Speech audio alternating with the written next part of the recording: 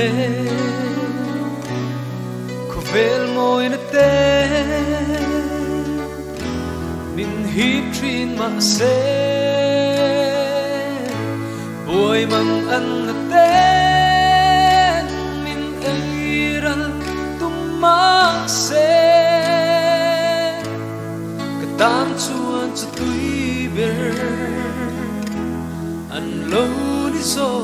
ka Eng po to ila Kalong zela Chandam na kulpui Ang ingay na ve Sual ralim nelo Kalarem ruat hi Kapag ang yeya Kudur kling mase Apena malsom na Aom tingin shilka Manaturu Sangeng Kadai se dore Harsat na zompe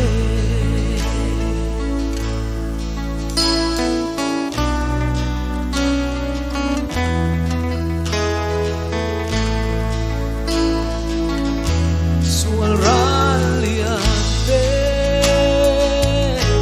An lupung zela Binlapo sa ro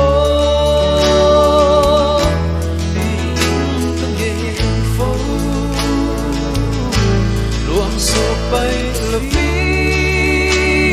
la kupo amit lo Atia la kurena Bay tua ngai lo ve Ding poto kila Kalom zela Kachandang na kulpui